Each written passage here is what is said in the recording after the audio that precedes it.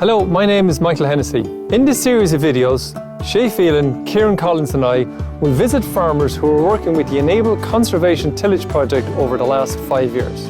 We will visit these farms throughout the year to see how they're getting on using their establishment system, but also to see how they're controlling grass weeds in these systems, of which some of the weeds are problematic on many of the farms.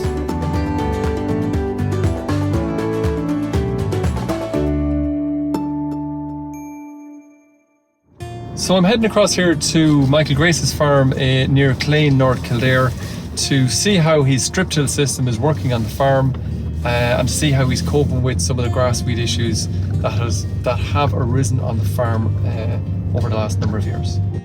I'm Michael Grace. I'm a tillage farmer from Clane, County Kildare. I farm using a strip till system and I'm on mostly medium soils. Average rainfall for this area is about 850 millimetres. What motivated you to change away from a plough-based system to a strip till-based system?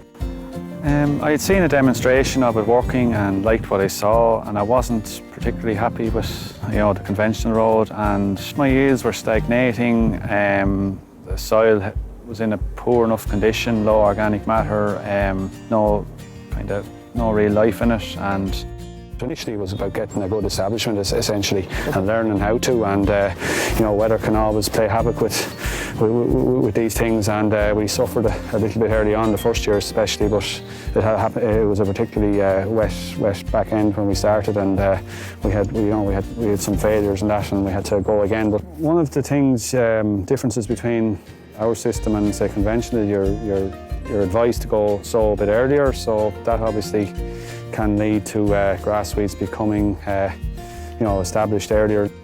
In terms of the 3 things you might have done to try and reduce the level of grass weeds in the system you're in, what would they have been? We started crop rotation, as in growing oilseed rape and beans, crops where you would be able to control the broom a good bit easier. We also, as broom comes out from the it always seems to start from the hedge. We put in a few grass margins to stop the spread of it out into the field. They were successful? They were, yeah, pretty successful. And also then you do as much as you can between harvest and sowing in terms of trying to get stale seed beds with shallow cultivations. And get the brooms to chit. Yeah, that's it. Yeah. Great. What prompted you then, Michael, to join the ECT programme in terms of the being involved in the project? And at the time I was having big enough problems with sterile broom, so I saw it as a chance to learn more about it and how to deal with it better. So, Michael, in terms of the system, how does it work? The combine rolls out of the field. What do you do from there till you're getting the next crop in? Once the field is cleared, you'd come in and give it a shallow cultivation with a disc. And so what depth? An inch or so? 2 inches? About that, yeah. Okay. You will leave it then. You'll spray it off as close to sowing as possible. If it's an autumn, if you're going in the autumn, if it's left for a spring crop, I'd try and get a second stale seed bed, so I'd spray it off at some stage over the winter and try and disc it again for another stale seed. And the type of machine, you were a strip till system, the type of machine you went for is a Claydon? Yes. Describe how it works. It doesn't cultivate all of the your 3 metre width or whatever your drill width is. There's a leading leg and it comes along and puts it deep, maybe you can set it whatever you want, 4 to 6 inches. Sure. And it helps with drainage, and then there's a shallower tine coming behind it and the seed falls in behind it, and there's after harvest then to cover it over. And you're rolling after that then as well? You would roll after it, yeah, always the idea to roll it. And so far so good, worked reasonably well in terms of establishing the crop? It'll take a certain amount of stickiness and not ideal, but it wouldn't want to be really poor now, or you'd have to do it again, but it works. I've learned to know when to leave it in the shed. Have you reverted back to the plough at all? No, only if we got a bit of fresh grass ground to that you'd have to, but no, haven't. Working with you well everywhere? Working with me well everywhere, yeah.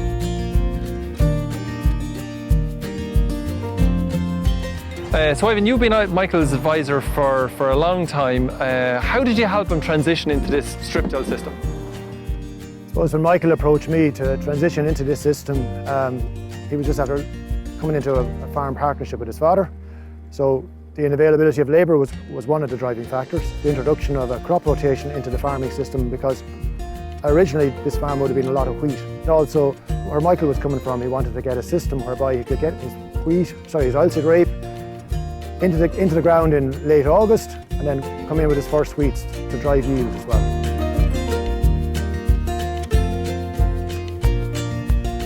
The sun is shining, there's not a cloud in the sky, and it's lovely and warm outside. I'm heading out to catch up with Michael to see how he's getting on controlling grass weeds in a strip-till system.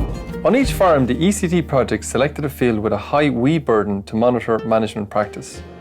The ECT project staff used a grid methodology to count weeds each year before harvest. The results reflected how successful or not the weed control measures worked. On the map, squares coloured blue or green have a low weed population, and squares coloured orange or red have a high weed population. From the validation field, when we first met up around the validation field, in 2018 it came out of spring beans, and then it went into winter wheat in 2019. Yeah. It's kind of where we picked it up. And even in 2019 we can see, there was some areas of brome down here, down around the bottom corner. So what was planned then for 2020 after that? I had planned a crop of winter barley, but unfortunately I had a very wet autumn and it didn't happen, so I ended up switching to a spring crop, spring oats. Okay. And within the spring oats afterwards, when we did the counts, there was again some small amounts of brome in that, but not too much. But would have been a case where we mightn't have, because it's a visual assessment over the top, we might have missed maybe some of the bromes, do you think? Possibly, because the oats would be generally tend to be higher than them, and you may have missed some.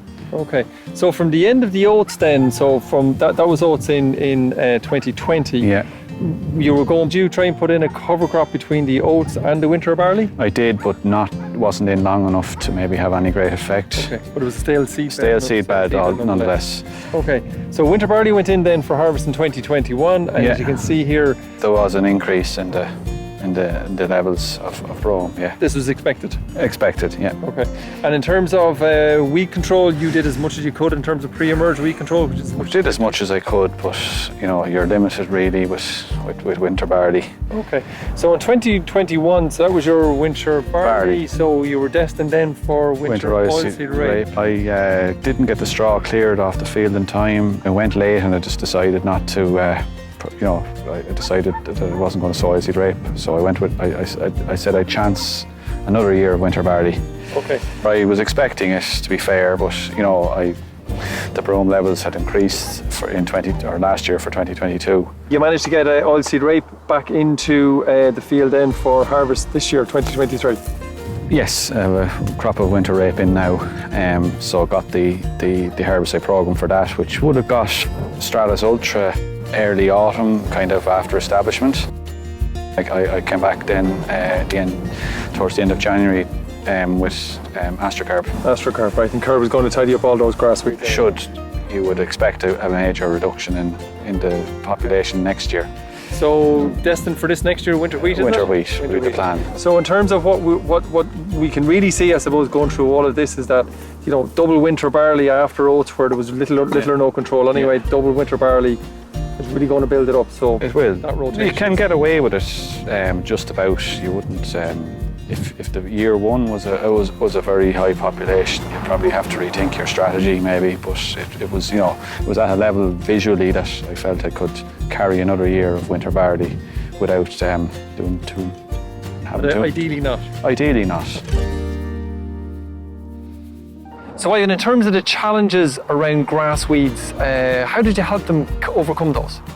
Well, initially we had looked at the development of a stale seedbed, and then when we got into looking at the rotations, we brought in oilseed rape, we brought in beans, so it allowed us to change or use alternative herbicides rather than using your standard cereal herbicides. So Michael's been in the system for a good while now. Is there any tweaks that he's actually putting in place to make sure the system stays relatively successful? One area that he's going to tweak. When we came into the EIP originally, we put in grass margins to stop the actual brome actually advancing out from the hedgerow. At that stage, he would have put in a ryegrass grass seed mix. So one of the tweaks he's talking about doing there now at the moment is bringing in Timothy and Coxfoot as a tufted grass, right? The other area that's going to tweak is probably he's going to adjust his actual crop rotation. He's moved away from winter oats to spring oats, primarily driven by the fact that he has two actual opportunities to spray off his volunteers both in the autumn and in the spring.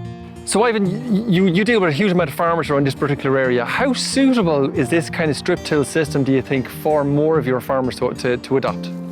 Well look, I'm Michael, I'm dealing with strip till, min till, direct drill, and they're all adaptable in this area. And also the actual straw incorporation has benefited those farmers that are willing to take on these types of systems. Attention to detail more than anything else, from the actual management of the soil to the establishment of the system to actually knowing when to pull the pin in the autumn and move it to the spring. The yields, does it hold up in terms of from that point of view?